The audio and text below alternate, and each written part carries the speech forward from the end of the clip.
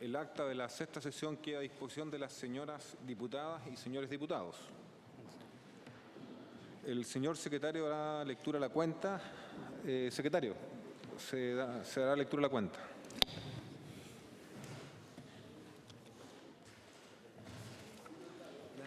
Presidente, se da cuenta de los siguientes documentos que han llegado a nuestra comisión. Correo electrónico del señor Luis García Huidobro, por el cual solicita audiencia a la comisión para aportar antecedentes relevantes respecto a las políticas del Estado de Chile que favorecieron el escenario de colusión del papel tisú mediante una investigación realizada en el Conservador de Bienes Raíces en Notaría de Cañete, entre otros antecedentes. Excusa del señor director del Servicio Nacional de Consumidores, SERNAC, don Ernesto Muñoz Lemetre, por estar citado con anterioridad a la comisión investigadora relativa al rol del Estado en la adquisición de medicamentos el mismo día y en el mismo horario. Esa es toda la cuenta, señor presidente. Gracias, secretario. ¿Se ofrece la palabra sobre la cuenta? Secretario, bueno, yo quería agregar, antes de que entre a la sala y le demos la palabra al director de la CONAF, que en la sesión del próximo lunes estaba invitado a participar, ¿verdad?, la Asociación de PYMEMAT, de las pequeñas empresas madereras, tanto su presidente nacional como el presidente de Los Ríos, Fernando Ales, que presentó una denuncia ante la Fiscalía Nacional Económica por posición dominante de la empresa CMPC en el rubro forestal, no de la producción de papel tisú, sino que forestal, y que nos pareció muy pertinente invitarlos porque está relacionado con la materia que estamos discutiendo, la colusión, y que al parecer ya no sería solo una colusión centrada en el papel, sino que tendría también otras implicancias. Y, secretario, entonces yo quiero agregar también que en esa misma sesión, para que hagamos un conjunto de 3 invitados y podamos centrarnos, invitemos a Gonzalo Meruane, quien es el gerente general de la empresa Disner. Esta es una pequeña mediana empresa papelera que se dedica justamente a la producción de productos tisúe y que ha planteado una querella por fijación maliciosa de precios contra la empresa CMPC y que ha sido acogida a tramitación. Por lo tanto, me parece que para completar el circuito, por así decirlo, con detalle y conocimiento de los actores que hoy día están en una posición de medrada en el sector forestal, sería importante también tener la ¿Empresa Disner? Empresa Disner, tener esta misión, esta mirada. Así que se propone también que lo podamos invitar. ¿Hay acuerdo en la comisión? Acuerdo. Bueno, así que ahora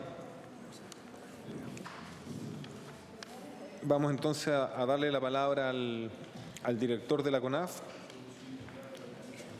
Aarón Cavieres, para que pueda hacer la presentación que quedó pendiente de la sesión pasada. Buenas tardes, presidente. Buenas tardes, señoras y señores diputados y secretarios. Lo primero es señalar que tenemos un cambio en la presentación leve, pero un cambio en la presentación respecto a lo que fue entregado la semana pasada, ¿ya?, pero es marginal.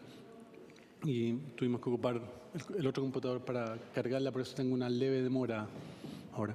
Pero en esencia lo que vamos a presentar tiene que ver con las funciones de la CONAF para enmarcar cuál es el quehacer de CONAF respecto a estos temas, que es complementario seguramente con lo que plantearon la semana pasada el economista que asistió, en términos de roles. Luego, origen del 701, dentro de lo que uno puede entender fue el origen, porque evidentemente no es fácil de conocer todos los elementos de origen. Y finalmente, la forma en que se asignaron esos recursos a lo largo del tiempo en los 2 periodos que uno puede distinguir dentro del decreto de ley 701. ¿Ya? Curiosamente, eso es la pretensión de la presentación que vamos a hacer.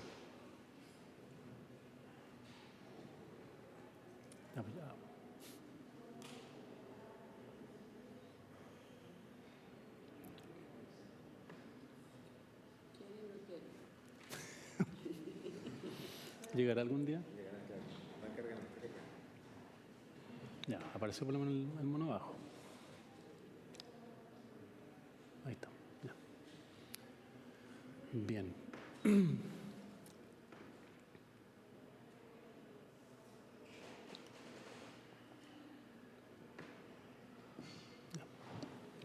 Sí, ya. Bien. Adelante. Bueno, ya lo había dicho, la competencia de CONAF, las competencias ahí de fomento forestal, la secuencia del proceso, también un poco de secuencia, el proceso de bonificación forestal, cómo se da y qué actores de gobierno participan en este proceso, y luego la distribución y conclusiones.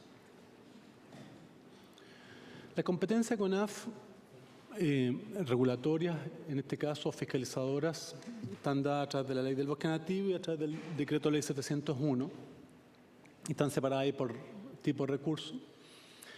En manejo, ambas legislaciones exigen plan de manejo, por lo tanto, una regulación ahí.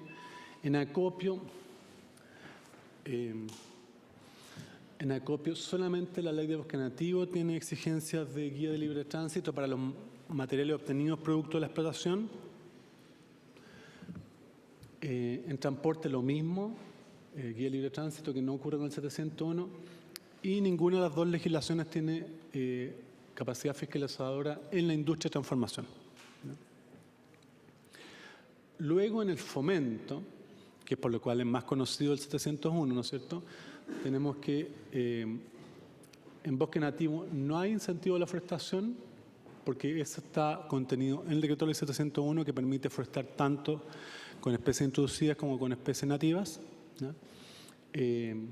En general, las dos leyes están armadas. La Ley de Bosque Nativo fue armada sobre la base del 701, entonces es complementaria y busca llenar los vacíos regulatorios especialmente y de incentivos al bosque nativo, pero sobre el manejo del bosque nativo y no sobre el establecimiento de nuevas, de plantaciones en definitiva de especies nativas, porque esas están comprendidas en el 701.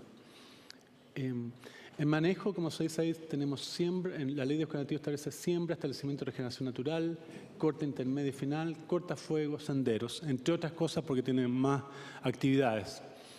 Y el Decreto Ley 701 solamente poda y raleo es lo que bonifica en el manejo. La Ley de Bosque Nativo no bonifica la regulación de suelos y una de las versiones de la Ley 701 sí la establecía, ¿no? Y aquí está un poco la historia, no se alcanza a ver completo, pero tenemos que la historia del fomento en Chile, que es el tema, en definitiva, que a la larga tiene que ver con el 701 y su origen. El estímulo a la actividad forestal ha sido una política de Estado del país desde el 31.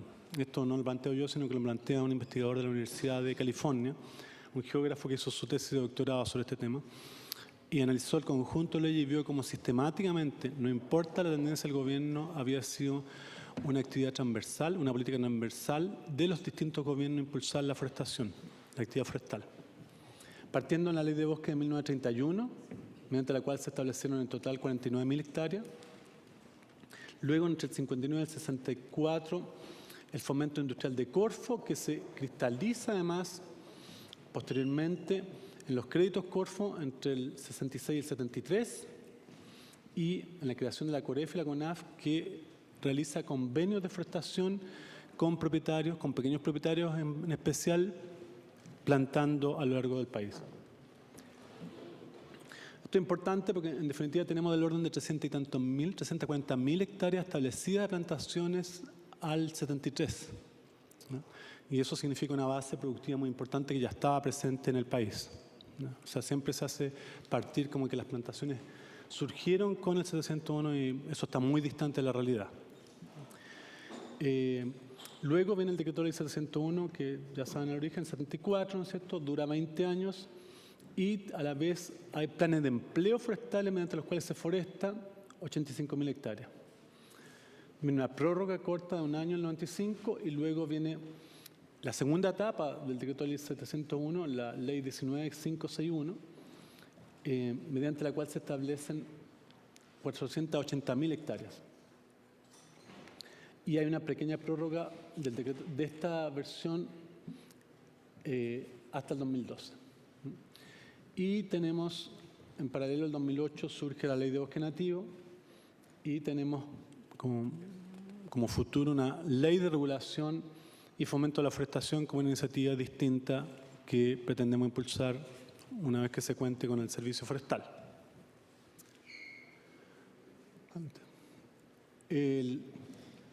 La de ley de bosques planteaba bonificación por hectárea plantada y exención total de impuestos por 30 años a los terrenos forestados. Curiosamente, esos eran los incentivos que estableció esa ley, mediante la cual se llegaron a constituir 364.000 hectáreas. Adelante. Luego, respecto al origen del 701, primero está la ley de bosques como un marco, tal cual señalé. Aquí tenemos una historia larga de incentivo a la actividad forestal de forestación. Los planes de forestación de la COREF, que es la precursora de la CONAF, y mediante la reforma agraria se planta también y corresponde a un 90% de la superficie plantada en ese periodo. Luego el 701 impulsado por Fernando Lenis, que era ministro de Economía en dictadura, y lo que hay que señalar es que Lenis ya le había propuesto este mismo proyecto al presidente Eduardo Frei Montalva y había sido rechazado en ese momento y lo tenía en carpeta, entonces lo coloca de nuevo a la vista cuando entra este gobierno, esta dictadura. El 701 del 74 establece bonificación de los costos de forestación, pero no hace distinción de beneficiarios, por lo tanto no importa si uno es pequeño o grande, recibe el mismo tratamiento, no hay un tratamiento preferencial hacia los pequeños propietarios, ¿ya? Y genera beneficios tributarios. Los terrenos están exentos de impuesto territorial y no se considera para el cálculo de renta presunta ni global complementario. Sí establece la obligación de tributar en primera categoría. Doctor, no sé si hay alguna duda, podríamos... Por supuesto. Yo solo preguntarle bien si podría un poco detallar a qué se refiere el tema de los beneficios tributarios, porque yo he visto alguna polémica y no he terminado bien de comprender cuál es el argumento que avala en relación a otras actividades agrícolas, que efectivamente sí tienen que pagar, entiendo yo, estos impuestos territoriales. Entonces, si nos podía detallar un poco en qué contexto se da o cuál es el impacto de esto.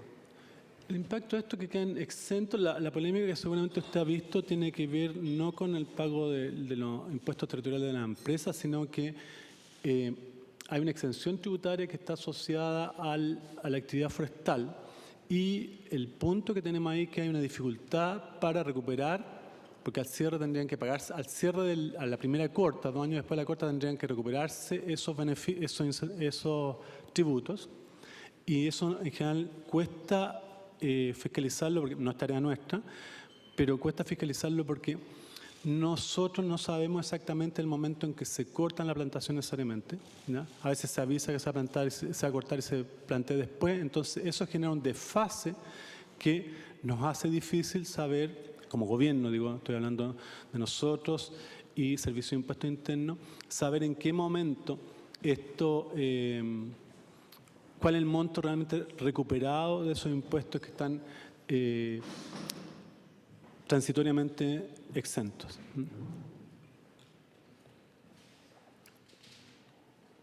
Gracias. Después tenemos la ley 19.561, que es la continuidad del 701, la prórroga es larga, y ahí viene un cambio importante. Bueno, hay que señalar un cambio también que hubo antes, ¿eh?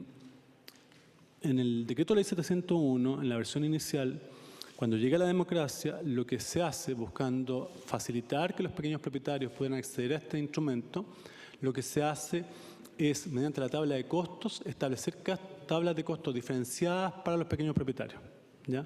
Eso se hizo a partir del 90 y significó algún cambio y también se colocaron apoyos técnicos, pero todavía no había un cambio en la ley. El cambio en la ley viene con esta ley, la 19.561, que se establece bonificación de costos de forestación nuevamente, pero se hace una diferenciación entre pequeños y grandes propietarios y hay una bonificación por manejo de plantaciones para los pequeños propietarios forestales. Hay bonificación por forestación y recuperación de suelos degradados, que fue una innovación importante.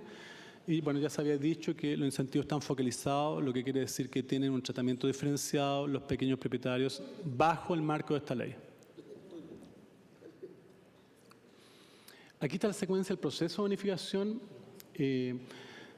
Partiendo en el 1, está en el ámbito de CONAF la derecha y otros servicios la izquierda. CONAF, a solicitud de los propietarios, califica un terreno de aptitud preferentemente forestal, que es una condición para recibir la bonificación. La bonificación está destinada solamente a terrenos de aptitud preferentemente forestal, vale decir, terrenos que no son aptos para fines agrícolas o pecuarios intensivos, ¿no? O sea, lo que pasa es que hay un límite difuso entre pecuarios marginales y forestales. Y eso, bueno, siempre es difícil de establecer, no lo digo sinceramente, es difícil establecer ahí el límite de cuáles son cuáles. Entonces, CONAF, a solicitud del propietario que le presentó un estudio, califica un terreno de APF. El propietario, en base a contar con esa situación, esa calificación, puede plantar y planta y obviamente hace las solicitudes correspondientes posteriormente de acuerdo a la tabla de costos, y CONAF, en base a lo que él plantea, era lo que buscaba alcanzar en densidad de forestación y en especie a utilizar, porque cambian los costos según la especie. En base a eso, CONAF acredita si la persona en cuestión ha cumplido con los requisitos de prendimiento y, por lo tanto, es acreedor de una bonificación. En base a eso, si eso está todo ok, se envía el informe de bonificación de forestación a la Tesorería General de la República, quien procede a pagar la bonificación, y el Servicio de Impuesto Interno, cumplido esto, exime de impuesto territorial. Y los ministerios de Agricultura y Hacienda año a año establecen la nueva tabla de costos en conjunto, que es la base mediante la cual, que es una regla del juego, mediante la cual los propietarios deciden, saben cuáles son los costos que les van a ser bonificados por hectárea, de acuerdo a las diversas condiciones del país. Consultas, director, solo para comprender la dinámica. Lo que uno entiende es que este proceso de pago se hace ex post. Sí. Es decir, pasado un periodo de tiempo en que se corrobora que la plantación haya logrado un cierto tamaño. ¿Eso más o menos cada cuántos años hay de desfase? O sea, eso es un año, o sea, se hace este año y se verifica que la plantación alcanzó un 75% de prendimiento, vale decir, el 75% de las plantas establecidas plantadas estaban establecidas. Eso es post-verano, en definitiva, que es lo que asegura que la planta ya es resistente y va a poder pasar al próximo verano. disculpe, entonces es más o menos el periodo de evaluación dura un año, por así decirlo. Se cancela un año de tiempo. Claro, se foresta un poquitito menos, porque se foresta, depende de la época, esto ha ido cambiando con los cambios del clima, pero normalmente al inicio se forestaba en mayo, junio, y dependía de las lluvias, y la evaluación se hace en marzo, abril, mayo, un año o un poco menos según el caso. Perdón. Diputada Pascal, pues aprovechemos de hacer las consultas si quieren al calor de la exposición para no perder todo. ¿Esta bonificación sigue vigente o ahora cambió? Tengo entendido que ahora la bonificación cambió de sistema. Hoy no hay el decreto de ley 701, la ley correspondiente a la segunda ley, tiene dos componentes, un componente regulatorio y un componente de fomento. El componente de fomento tenía un plazo entregado inicialmente que expiró y fue prorrogado por 2 años que también expiraron. Por lo tanto, hoy día no hay bonificación a la forestación, y lo único que se bonifica son aquellos casos remanentes de gente que forestó en su momento hace 4 o 5 años y que recién presenta hoy día sus papeles, pero que tenía todo acreditado previamente, que son cifras marginales. Por eso la glosa del Tesoro Público al tiro lleva un monto para el 701, exclusivamente por eso. ¿Cómo fue en salida? ¿Y el impuesto territorial sigue vigente? Lo del impuesto territorial sigue vigente, salvo que haya habido desafectación, caso en el cual tienen que devolver los beneficios recibidos. Director. Bueno, aquí ya entramos en la distribución de estos recursos, ¿no? Y lo que tenemos es la evolución de la superficie de plantaciones asociadas. Entonces, tenemos la superficie bonificada y la superficie forestada. Hay por ahí, y bueno decirlo, casos en que la bonificada es mayor que la forestada, pero eso tiene que ver simplemente con la misma situación en la cual ciertos propietarios que forestaron un año no solicitan cuando corresponde esa bonificación, sino 2 o 3 años después, y por lo tanto tenemos pequeños puntos donde lo azul sobrepasa lo rojo, ¿ya? Y aquí, según tipo de bonificación, tenemos que 3 tipos de bonificaciones han habido. La recuperación de suelo y forestación, que es la que está, dice REC ahí, donde está cubierto por el micrófono, está en azul. Estabilización de dunas, que fue una bonificación que ha sido ocupada muy poco en general. Y la deforestación. Como pueden ver, la deforestación es la predominante, evidentemente, y con la Ley 19561 surge con fuerza la regulación de suelos y forestación, que alcanza un porcentaje importante de los montos, de la superficie forestada con esa ley. Y aquí la evolución de la forestación según tipo propietario, de la superficie en este caso, que tenemos los pequeños propietarios en azul, las grandes empresas en rojo y otros propietarios, vale decir medianos propietarios, en verde. Y tenemos una fuerte concentración de la forestación en manos de las grandes empresas durante la primera ley y un incremento sustantivo de los pequeños y medianos propietarios y una baja importante de las grandes empresas con ocasión de la segunda ley. Y los montos asignados según forestación, de nuevo las mismas categorías anteriores: recuperación de suelo y forestación, estabilización de dunas y forestación. La forestación se mantuvo bastante estable y los montos crecieron sustantivamente en lo que es recuperación de suelo y forestación. Es una actividad más cara, porque recuperación de suelo es una actividad que lleva otro componente aparte de la forestación, que significa controles de erosión, mecanismos para evitar que se generen zanjas o detener los procesos erosivos, etc. Y eso explica el monto mucho más alto y significativo de recursos que se ocupó en esa tarea. Aquí está la bonificación por forestación según tipo de propietario. Estos son los montos. Tenemos el 701 y la continuación, la ley 19 militanto, que tenemos que la grande empresa en la primera, en el 701, tuvieron un 58%, los medianos propietarios un 37% y el pequeño propietario forestal un 5%. Esa situación cambia con la segunda ley y tenemos que los pequeños propietarios alcanzan el 49%, los medianos el 45% y la grande empresa un 6%. Esas son las distribuciones de los montos bonificados. Y aquí está la evolución de los montos asignados para los grupos CMPC y Arauco versus otros beneficiarios.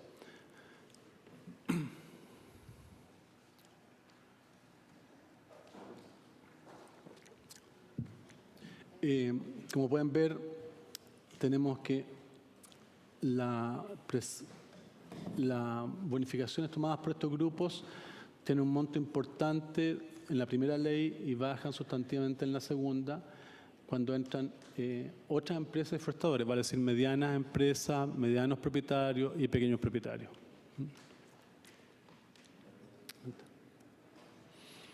Y el monto de bonificación por forestación para las grandes empresas, separando de ellas la CMPC.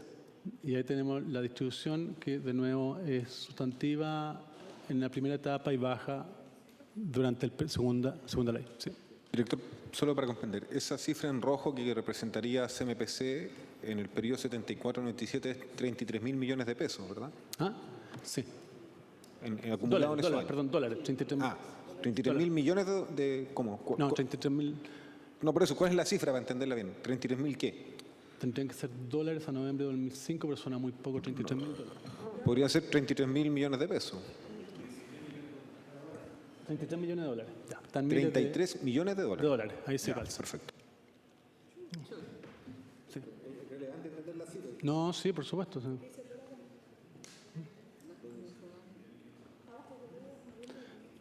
Esas son las cifras. Podemos ver las previas para tener el marco de referencia. ¿Puede retroceder, por favor?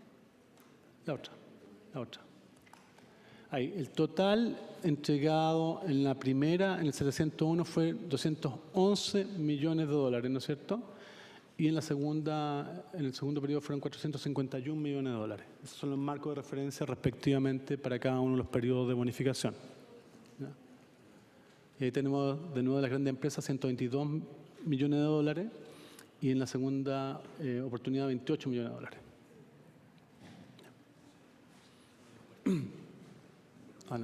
Ahí está el patrimonio de ambas empresas, ¿no?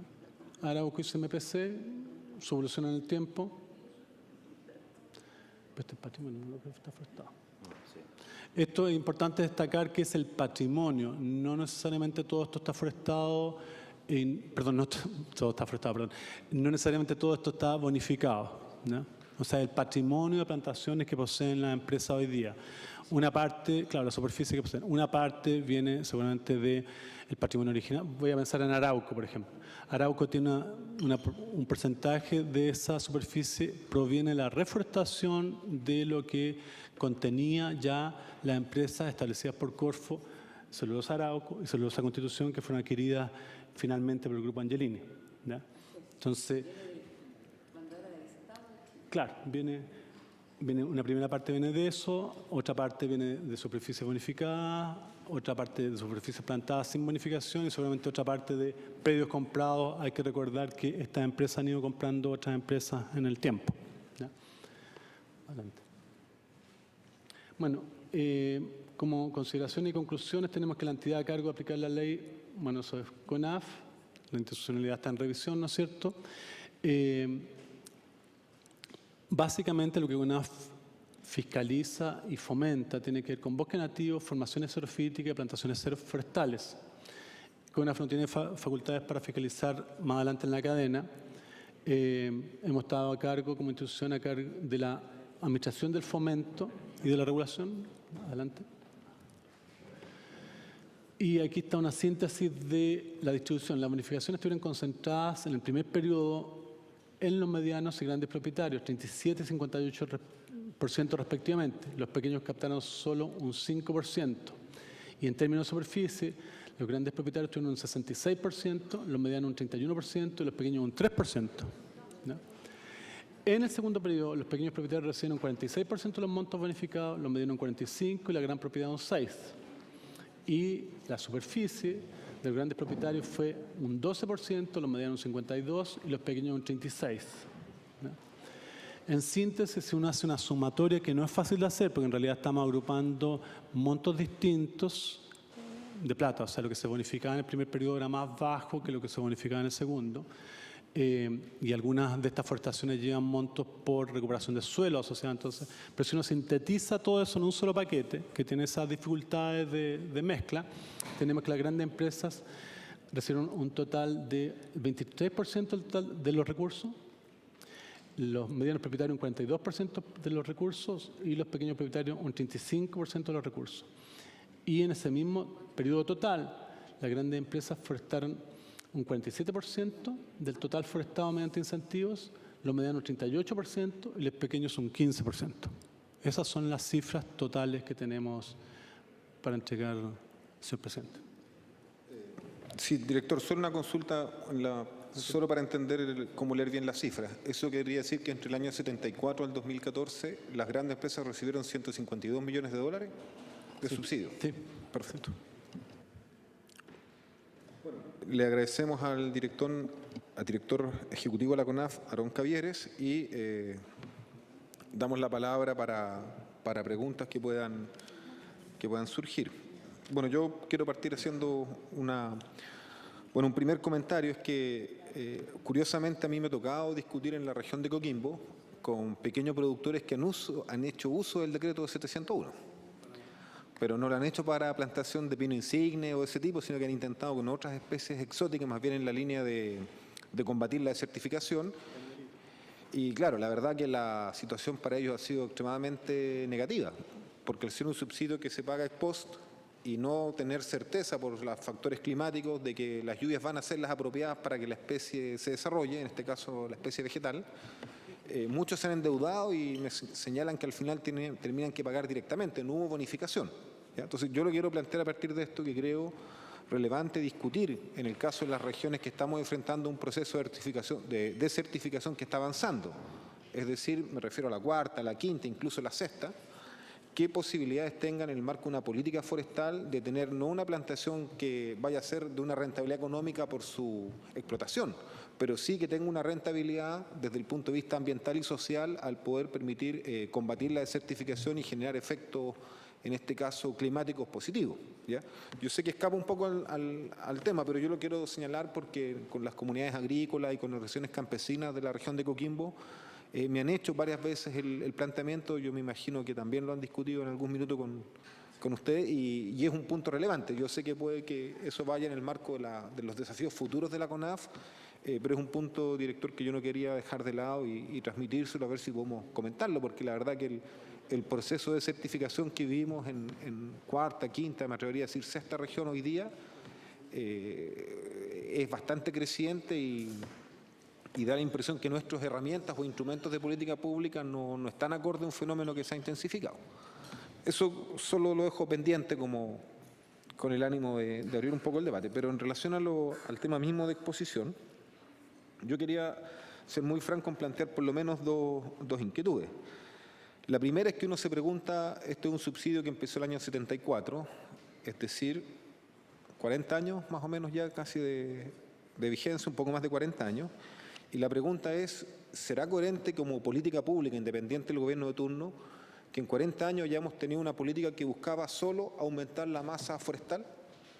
Yo entiendo que se amplió a pequeños propietarios, yo entiendo que se amplió a cubrir suelos con características, digamos, por así decirlo, de erosión y por lo tanto recuperación, pero en la práctica el subsidio va para aumentar la masa forestal disponible. Y no hay ahí, por ejemplo, ninguna búsqueda de lo que en otros sectores económicos hoy día se está discutiendo como podría entenderse valor agregado. Entonces, la pregunta de fondo es, ¿Chile resiste una política forestal que lleva 40 años y que de no ocurrir esta coincidencia de la colusión o esta coyuntura de la colusión, lo más probable es que nuevamente eso sea aprobado? O sea, podemos llegar a medio siglo apostando a producir en forma extensiva nuestra masa forestal y yo se lo pregunto abiertamente, yo decía, ¿por qué el subsidio del Estado no va, por ejemplo, a promover una industria de muebles? Que puede ser más intensiva, que puede ocupar esa madera de otras maneras con más valor que, en este caso, tener una producción extensiva que, claro, no hemos abordado, pero que en los efectos ambientales es bien compleja. Yo se lo comento porque discutiendo con un dirigente mapuche, él me decía que para ellos terminar un terreno en que hay plantación de pino y volver a usarlo para otras especies era un proceso que demoraba 3 a 4 años. Entonces yo le decía, ¿por qué? Porque me decía, una vez que tú cortas el pino, queda el mocho, digamos, el tocón, ¿verdad? El tocón, y queda la raíz hacia abajo. Y para extraer la raíz tenías que traer una especie de máquina que entiendo que la saca hacia abajo, y eso tenía un valor en costo bastante alto. Entonces, una hectárea plantada con pino insigne que tú quieras recuperar para otro cultivo implica, primero, sacar la raíz del árbol. Y segundo, dejar el terreno 1 o 2 años, entiendo yo, para que se recupere, entre comillas, una especie de pradera natural y que ahí la tierra quedaría ocupada. O sea, en la práctica, pasar, y esa es la pregunta, de 1 hectárea de pino insigne a 1 hectárea que se puede ocupar en otro uso agrícola, si eso es viable o no, porque da la impresión que nuestra política en la práctica ya nos condenó a esta actividad y que los suelos en los cuales hay plantaciones forestales de este tipo no tendrían ningún otro uso. Si eso fuera así, queríamos, por así decirlo, condenados a esta condición y a esta política. Yo creo que eso es un punto, en mi opinión, complejo. Y lo último, solo en esa línea que a mí me parece que, bueno, independiente del cambio, es evidente que un subsidio del Estado que ha beneficiado un monto significativo a grandes empresas es contradictorio con la lógica de la política pública. O sea, ¿por qué en este caso apoyar a grandes empresas y por qué no hacerlo en otras actividades económicas? O sea, yo me pregunto, ¿sería coherente que el Estado de Chile subvencionara a una minera? ¿Sería coherente que el Estado de Chile subsidiara una gran empresa salmonera? A mí me parece que no, que las condiciones competitivas de mercado le permiten desarrollarse, crecer y expandirse. Podemos discutir si en una primera etapa era necesario, pero una primera etapa que duró 40 años pareciera un poco prolongado como periodo de tiempo. Eso, director.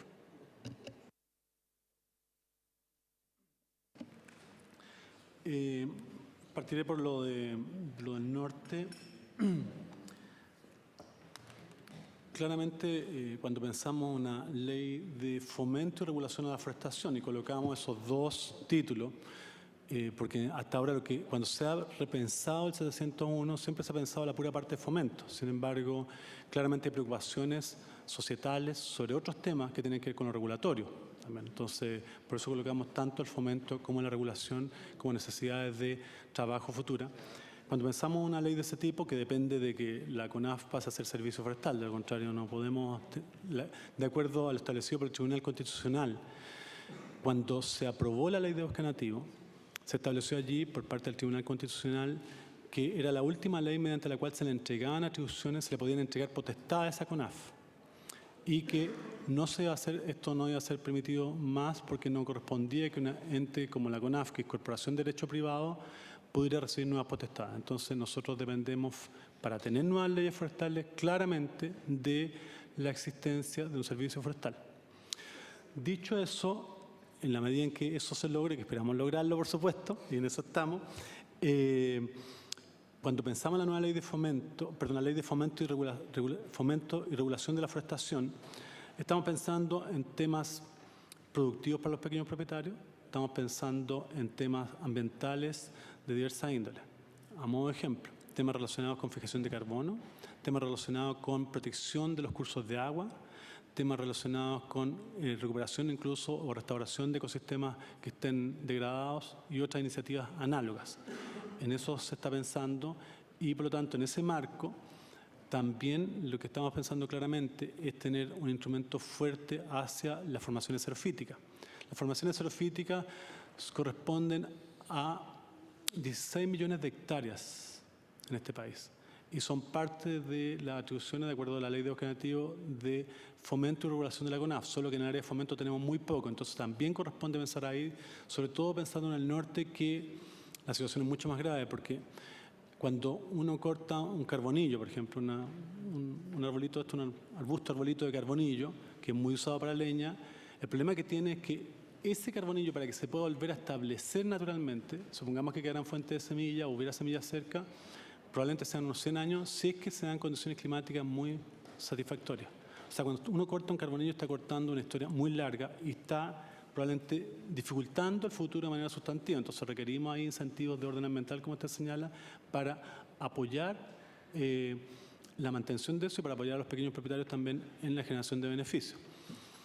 Asociado a esto también yo quisiera destacar que estamos pensando a fondo el fomento y consideramos que es necesario dar un salto importante y dejar atrás un modelo individual de asignación de incentivos.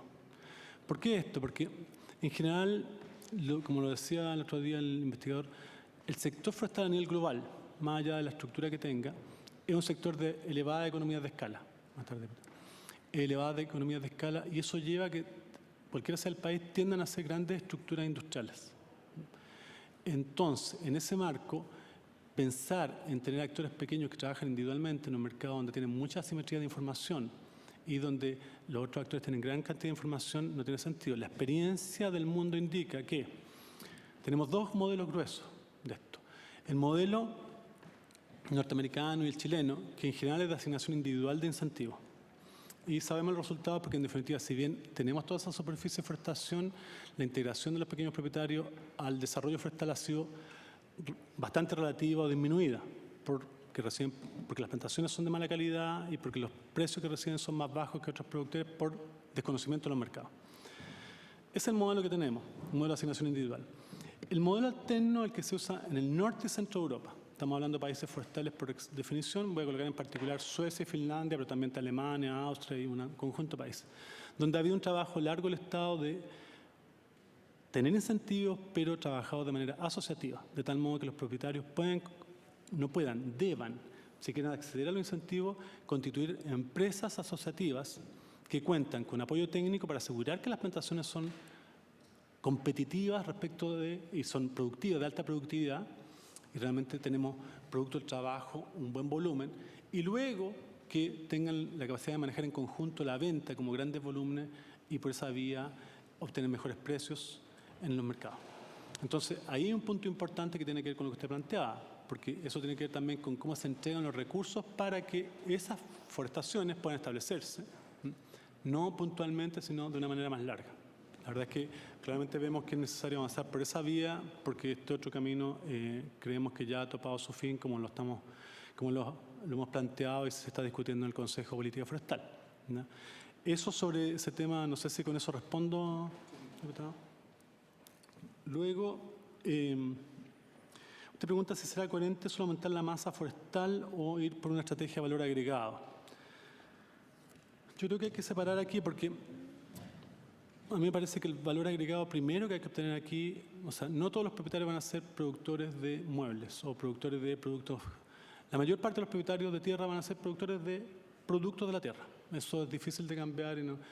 Y el punto importante es cómo ellos, al entrar en el sector forestal, se constituyen en actores con capacidad de negociación y que son capaces de generar productos con gran crecimiento, con mayor calidad, poda, por ejemplo, en el caso de pino, etcétera, para lograr mayores beneficios.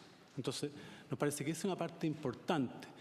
En la parte referida al mayor valor agregado, lo que estamos trabajando tiene que ver con fortalecer a las pymes. Las pymes se encuentran en una situación bastante difícil, como lo deben haber escuchado ustedes. De hecho, tiene una declaración hace poco que usted la citó la semana pasada, en la cual se encuentran con que carecen de insumos para su producción. Hay poca madera disponible, entonces lo que hemos visto es poder hacer un encadenamiento entre estas asociaciones de pequeños propietarios, productores de madera, con las pymes de tal modo que establezca una relación entre ambos, obviamente beneficiosa para ambos. No puede ser que las pymes le vengan a comprar barato a los pequeños, eso obviamente hay que sacarlo del camino, y puedan contar unos con un buen mercado y los otros con buena cantidad de insumos de buena calidad. No es el único problema de las pymes. Las pymes también tienen problemas de orden tecnológico, de asociación también, tienen problemas de asociatividad, pero me parece que ahí va la principal búsqueda que tenemos que hacer, y de hecho casi todas esas no entran en el mercado del mueble, pero otros mercados de productos de madera que tienen buena demanda, pero les falta escala y capacidad de competir adecuadamente.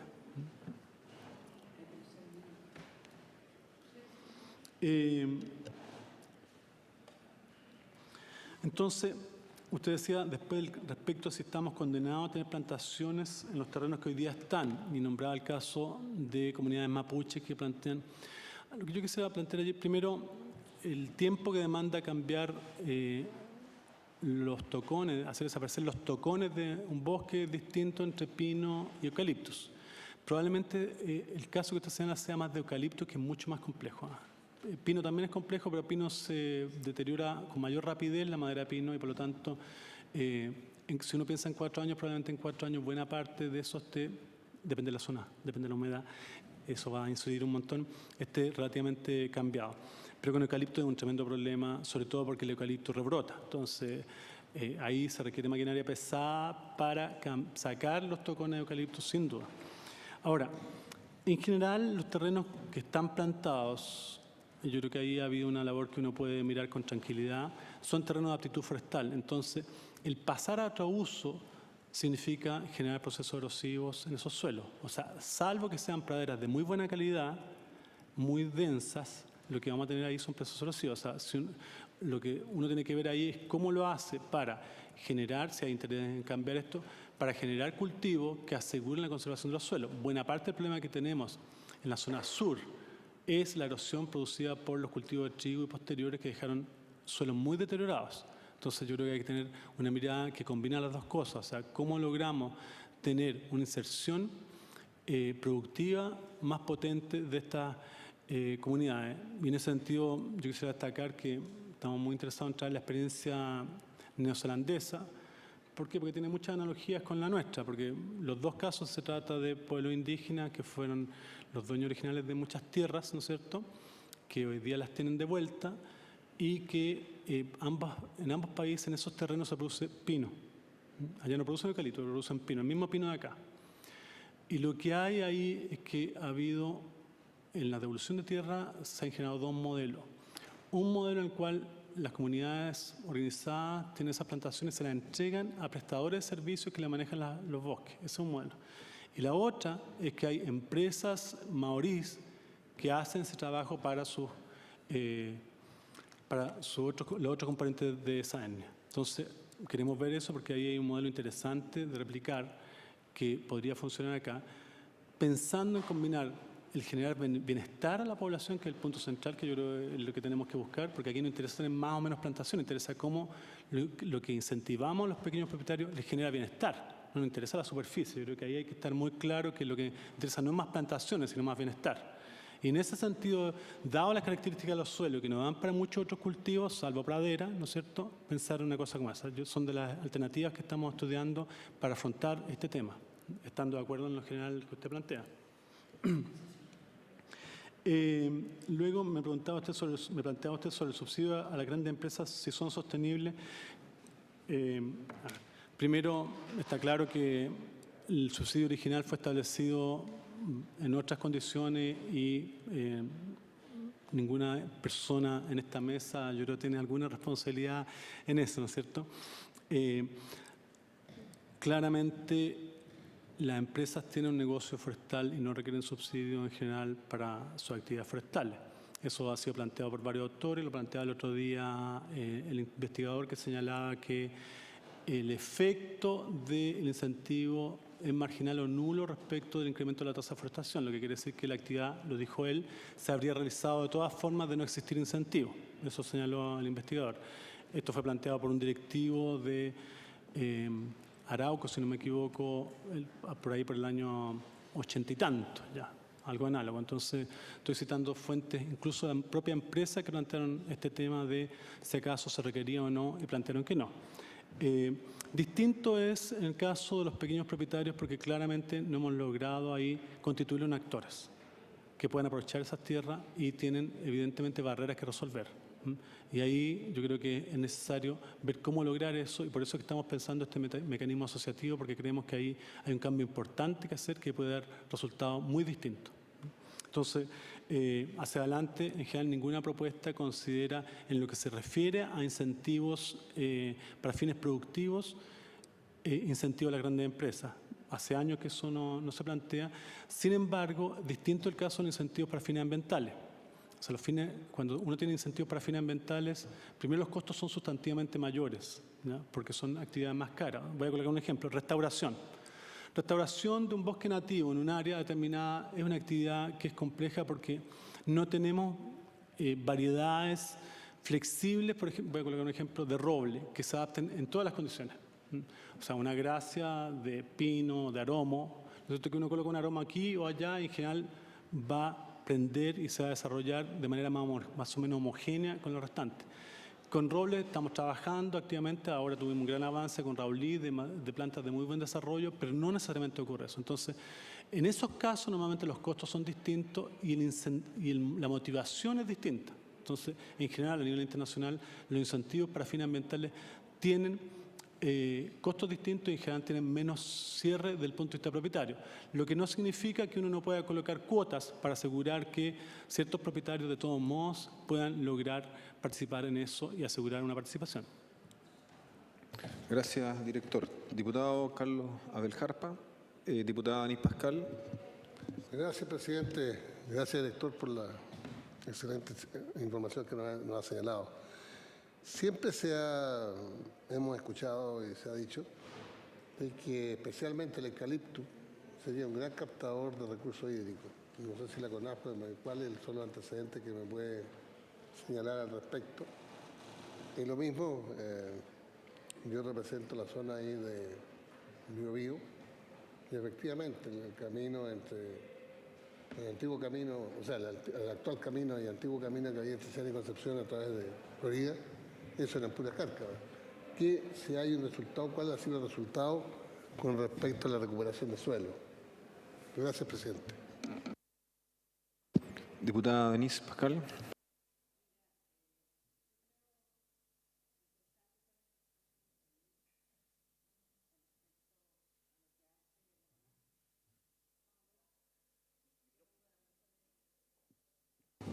Disculpa. A mí me parece súper importante la exposición que hemos tenido y sobre todo las consideraciones y conclusiones al final.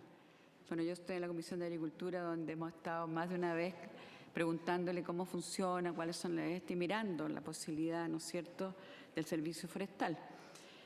En las consideraciones y conclusiones, tú dices que en modos generales, ¿no?, entre el 98 y el 2014 hay una baja de las grandes propietarias forestales sobre el proceso mismo, un 12%, suben los medianos a un 52% y los chicos a un 36%. ¿Hay alguna posibilidad de detectar dentro de esos medianos qué llamas medianos y qué relación tienen con los grandes? Yo imagino que los pequeños seguramente son porque últimamente se ha facilitado la posibilidad de los pequeños propietarios de poder reforestar muchos terrenos que no tenían ninguna otra opción, no solamente a través del subsidio sino también a través de otros programas con INDAP, de SUMA, ambos dos, etcétera. Pero a mí me llama la atención entre el grande y el mediano y qué relación hay, ¿ya? El grande ya invirtió, ya fue exento de impuestos, ya cumplió. Pero ¿qué llaman mediano? ¿Cuál es el tamaño del mediano? Y sería interesante poder ver si hay alguna raíz o relación entre ese mediano y ese grande, ¿ya? Porque en este país las empresas es como un racimo de uvas. O sea, yo tengo un cordón central y crezco con muchas uvitas por el lado, pero el mismo racimo. Entonces, a mí me salta duda. O sea, yo puedo convertir mi empresa en varias empresas pequeñas, o sea, medianas. Entonces, ¿hay alguna relación? ¿Tienen los nombres? ¿Cómo podemos ver? Porque justamente esta comisión investigadora es poder detectar cuáles son las relaciones que han habido con respecto al uso y usufructo del subsidio del Estado en beneficio propio ya y en desmedro de los consumidores, como lo hemos visto justamente en la conclusión. Por eso que nace esta comisión. Gracias, diputada. Director. Gracias, presidente. Respecto al eucalipto y las aguas, ¿qué tenemos? Tenemos que, en general, toda plantación, sea la especie que sea, porque está en una etapa de desarrollo temprana, consume más agua que un bosque establecido. En general, los bosques llegan a cierto equilibrio donde ya paran de crecer sustantivamente, están estables y tienen un volumen en el cual incluso si hay reemplazo parcial de un árbol por aquí, otro por allá, un arbusto por aquí, otro por allá, y eso es lo que se genera. Y además básicamente tienen una extracción adicional de agua por puntos, pero muy estable, ¿ya? Y no sucede eso cuando se trata de una plantación, cualquiera sea la especie. Y esto se incrementa sustantivamente en la medida en que tenemos que una especie crece más rápido y produce mayor cantidad de materia seca, como norma general. Y el eucalipto en particular, una especie que crece muy rápido y es la que dentro de las maderas chilenas, la madera que se produce en Chile, porque no es chileno el eucalipto, la madera que se produce en Chile debe ser la segunda más densa. Primero está el Guayacán, que todos conocemos, usted conoce bien, ¿no es cierto?, el norte, que es muy densa, casi una piedra, ¿no es cierto?, pero que crece muy lento y tiene otras características. Y luego, yo creo la segunda, también debe estar algunos algarrobos, pero de las maderas que uno conoce regularmente, el eucalipto es la más densa con 800 kilos por metro cúbico, ¿ya?, de madera. Esa es la densidad del eucalipto. ¿Qué quiero decir con esto? Que en definitiva, eucalipto efectivamente, desde el punto de vista teórico, no tengo detalles, pero desde el punto de vista teórico, consume más agua que otras especies plantadas, ¿ya?, en relación a otras. O sea, establece una secuencia, si uno va por secuencia, aquí tiene que combinar uno velocidad de crecimiento con cantidad de materia seca producida. Desde el punto de vista conceptual, la combinación de rapidez con menor tiempo para producir agua, para producir cantidad de materia seca, genera un tiempo más breve. Y así nos vamos alejando. Seguramente el coihue, yo creo que para colocar una especie nativa, el coihue debe ser, dentro de la nativa, la que tiene bajo condición de plantación, la mayor, es la que consume más agua, porque tiene una densidad de 600 y tantos kilos por tonelada y crece bastante rápido en la zona de normal de desarrollo. Entonces, por esa vía uno puede entender cómo funciona esto, ¿no? Eso sobre esa especie. Luego, Los resultados de recuperación de suelos, no tenemos una evaluación cabal, porque es muy difícil de medir. Entonces, hay evaluaciones que podemos hacer llegar, hay algunas estimaciones que podemos hacer llegar, porque es cuántas toneladas, o sea, recuperación de suelo alarga, más que recuperación de suelo, es control de erosión. Ustedes saben, ¿no es cierto?, los procesos de generación de suelo son procesos muy lentos en el tiempo. No recuerdo la cifra, pero creo que 1 centímetro demora, no sé, 500 años en formarse 1 centímetro de suelo. Entonces estamos hablando de periodos casi geológicos que sobrepasan la vida humana. Entonces, cuando uno habla de recuperación de suelo, es detener los procesos erosivos. Y en ese sentido, no tenemos una evaluación que nos permita, porque tenemos diversas situaciones de procesos erosivos, que nos permitan determinar cuál es la baja de pérdida de suelo en toneladas por hectárea. Claramente la ha habido. O sea, claramente las plantaciones, cuando se establecen, fijan el suelo mediante sus raíces y evitan que los procesos erosivos continúen, ¿ya? Pero tener una evaluación cabal de las toneladas evitadas, que sería la medida ideal, no la tenemos. Vamos a ver si las estimaciones se las puedo hacer llegar, si es que la hubiera, creo que la hay, para enviársela, diputado. Medianos y grandes. Esto ha sido un tema difícil, diputada, porque las estadísticas del 701 no distinguen entre tipos de propietarios, del 701 primera etapa. Entonces ha sido un trabajo bastante exigente poder distinguir propietarios. Eso ha sido un tremendo trabajo que se ha hecho al interior de la CONAF para lograr ir armando las cifras que hoy día contamos, pero ha demorado tiempo. Es una primera dificultad. La segunda es que existen dos mundos fácilmente identificables por dos parámetros, que son los grandes, que es fácil identificar. Tenemos Arauco, CMPC y Maciza, que son los grandes. Y luego tenemos los pequeños, que son todos aquellos que... Pero los pequeños, no tenemos los pequeños, tú no los tenías los pequeños. Son todos aquellos que no son... Los medianos son todos aquellos que no son pequeños, ¿ya? Para estos fines, ¿ya? Entonces nos quedamos ahí. Claro, es que por eso decía, tenemos dos polos fácilmente identificables, pero no tenemos un intermedio. ¿Ah? ¿Quiénes son? Primero quería hacer esa precisión. Hay distintas categorías, o sea, voy a colocar, por ejemplo, un propietario mediano grande Forestal Cautín, que es una empresa forestadora en la provincia de Cautín, principalmente en otras provincias, que ha estado forestando hace rato ya. Otro propietario es Comaco, compañía maderera, no me acuerdo cuánto, que es de la zona de Biobío. Y así tenemos algunos medianos propietarios, que estos dos que le acabo de mencionar son de gran escala. Hay medianos también pequeños. Muchas de las pymes, no muchas, pero varias de las pymes tienen algunas de ellas pequeños bosques también, son medianos. Entonces tenemos una gran latitud. La relación con las grandes empresas, en general, yo diría que no son dependientes ni son caras de las grandes empresas. Yo no diría eso. La gran empresa, vale decir Arauco, CMPC y Maciza, tienen su propio RUT, sus propios predios y no tienen una diversificación de subcompañías que estén bajo su manto, ¿ya? Y si la hay, no llegan a más de 2 por empresa, pero no tenemos una cosa de hartos RUT metidos debajo, identificados de forma distinta. Entonces tenemos ese mundo relativamente nítido. Luego tenemos los medianos, algunos cuales venden a las grandes empresas madera, me refiero en pie, madera en pie en general, o se la venden a los pymes, etc. Y luego tenemos los pequeños. Denise. Justamente a eso voy. O sea, estas medianas empresas y pequeñas empresas le entregan su material a Arauco, CMPC y Maciza, y ellos comercializan. O sea, o los chicos y medianos comercializan directamente, convierten su madera en otro subproducto como lo hace Arauco, CMPC y Maciza, o están enganchados con esas empresas para la venta de sus productos o subproductos.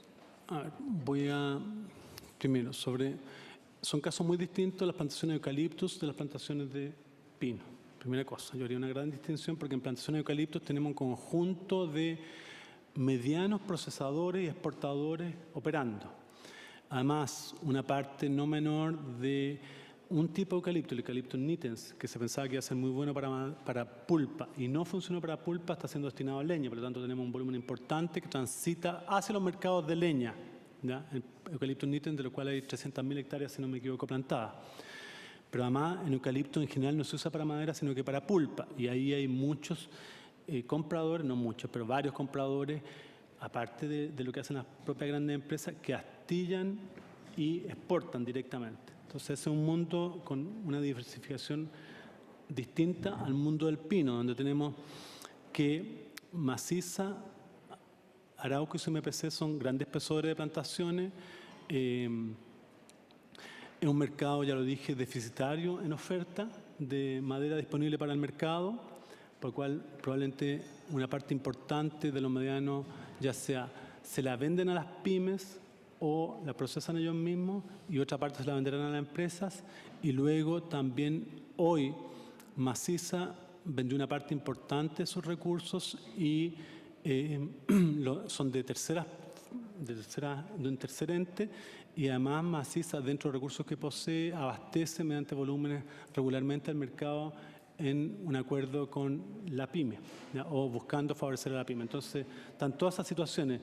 No hay un modelo único tampoco, pero yo diría que la empresa funciona mucho sobre la base de su recurso, más un poder comprador que le adquiere a todo tipo de propietarios, sean estos pequeños o medianos.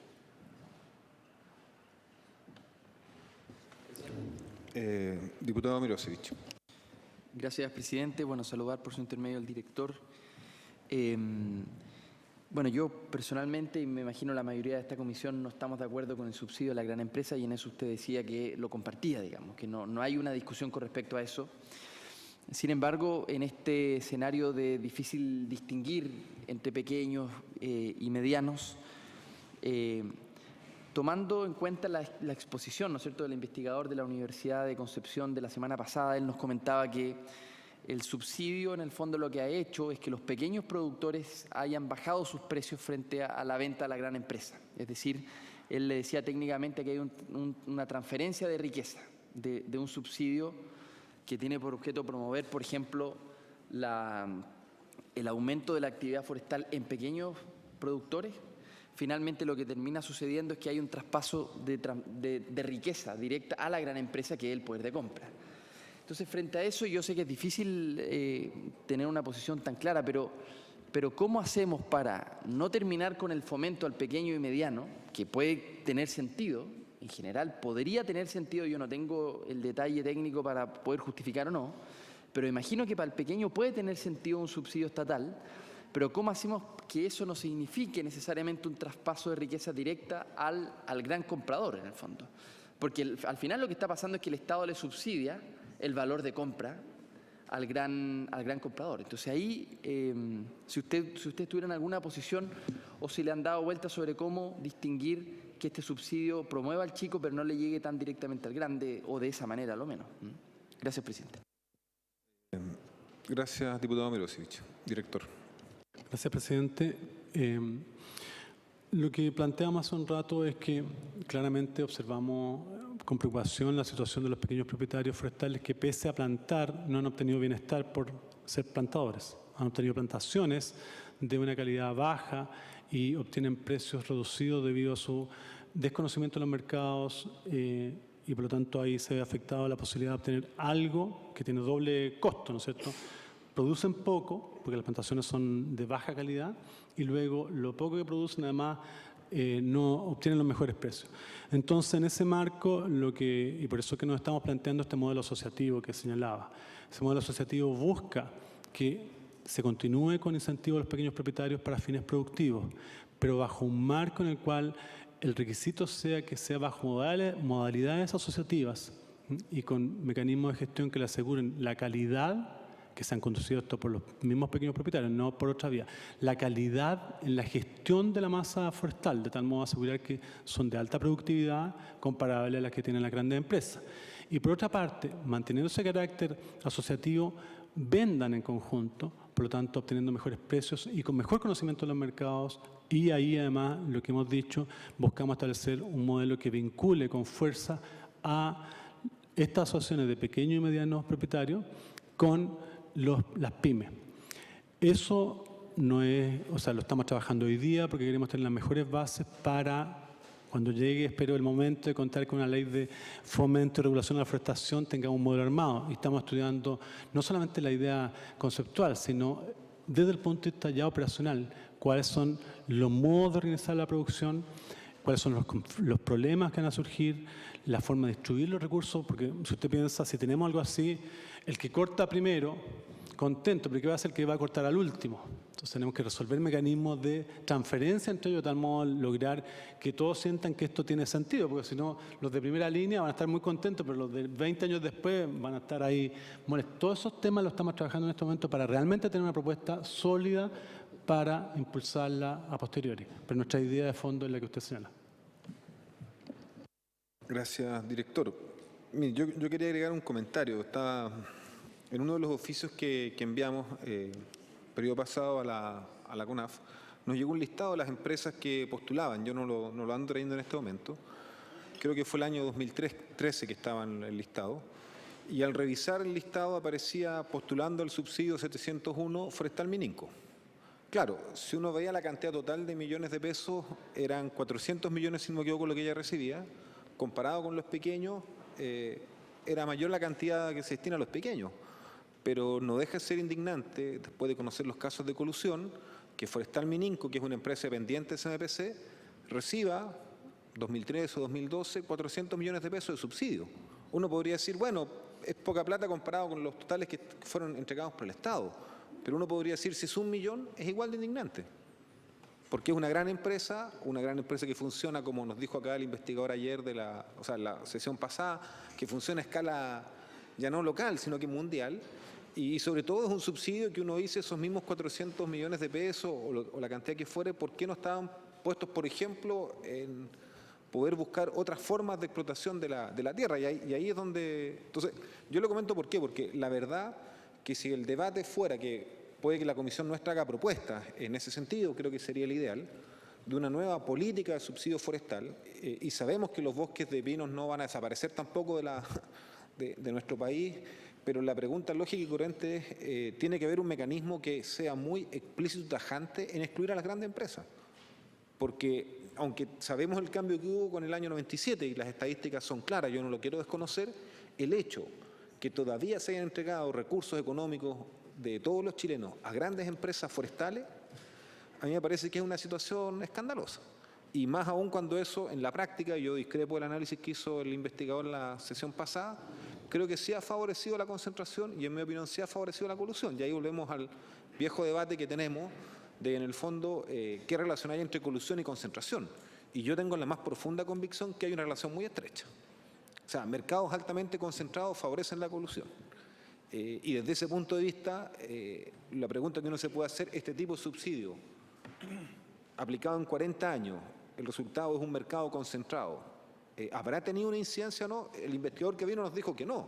Bueno, podemos hacer otras hipótesis, otros cálculos. Yo tengo la convicción que sí, que alguna incidencia tuvo y, por lo tanto, si hubiera alguna política de subsidio hacia el pequeño productor forestal que existe, y además es un pequeño productor muy empobrecido, muy empobrecido, efectivamente tendría que asegurarnos una, llamémoslo así, democratización del mercado forestal. Claro, no es sencillo, porque estamos hablando de una cadena con productos finales y donde el papel del poder dominante puede estar no solo en la parte de la compra de la madera, puede estar en otras etapas del proceso. Pero le comento, director, yo creo que es un aspecto fundamental, porque a pesar de la voluntad o del espíritu, se han mantenido, aunque en montos de dinero que podemos discutir la cantidad, aporte a grandes empresas. Yo en este caso encontré solo un caso que era Forestal Mininco. Busqué Forestal Monte Águila, que es la otra subsidiaria de CMPC, y no apareció, pero sí apareció Forestal Mininco.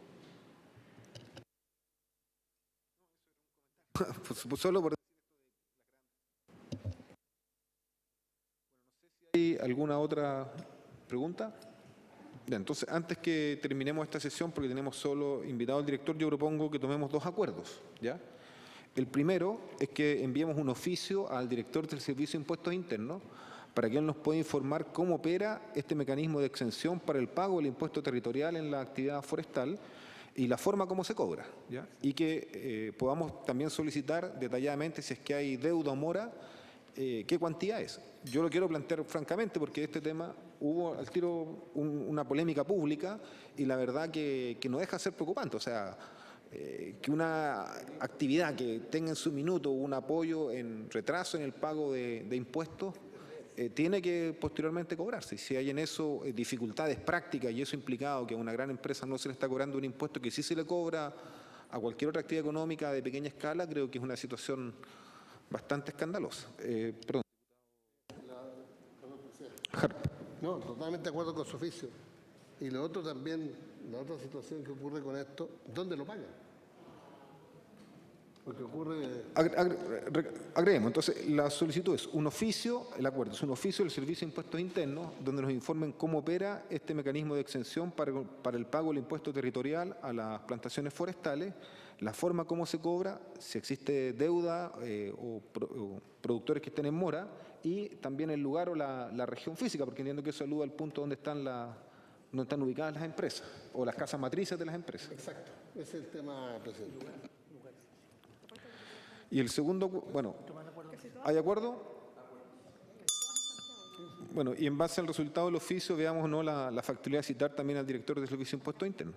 Y el segundo acuerdo que quiero proponer, diputados, para que terminemos, el segundo acuerdo que quiero proponer es un oficio al ministro de Agricultura para que nos informe cómo va el proceso de conversión, entiendo que sería el término correcto, si no, corrige director, para que la CONAF pase a ser el Servicio Nacional Forestal, porque sus palabras, un poco implícito, lo que yo comprendo es que hoy día estamos severamente limitados para tener una nueva política de desarrollo del bosque, en tanto la CONAF hoy día está cuestionada para seguir realizando lo que en algún momento hizo, impedida legalmente. Por lo tanto, es extremadamente relevante para tener una política forestal, en mi opinión, distinta, con otro norte, otra orientación, que efectivamente tengamos un Servicio Nacional Forestal y entiendo que desde ese punto de vista, por lo menos yo propongo que la Comisión le solicite un oficio al Ministerio de Agricultura apoyando esa iniciativa y pidiendo también cuál sería el proceso de envío, en este caso de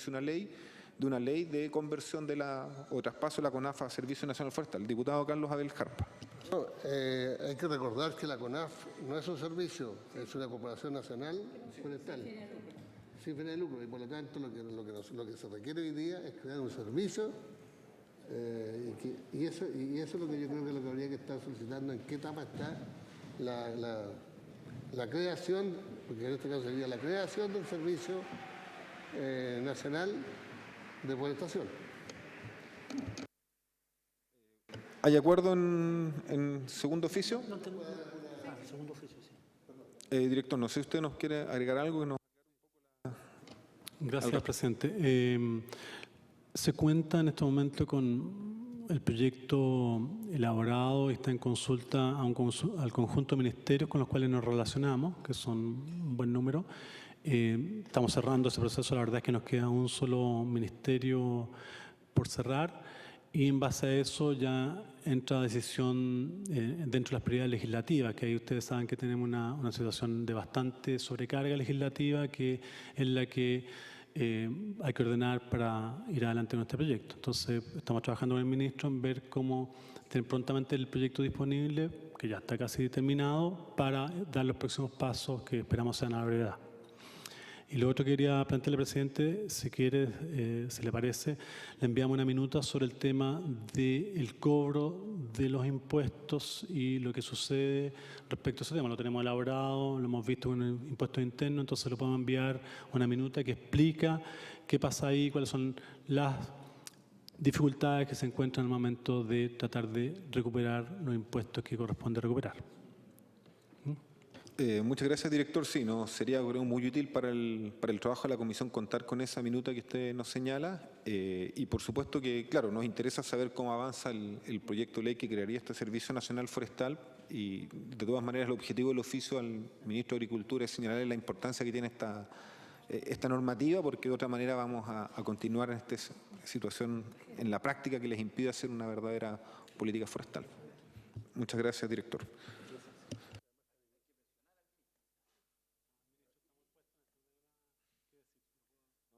¿A quién hay que presionar, diputado Mirosevich? Por favor. Bueno, habiendo cumplido el objetivo, entonces se levanta la sesión.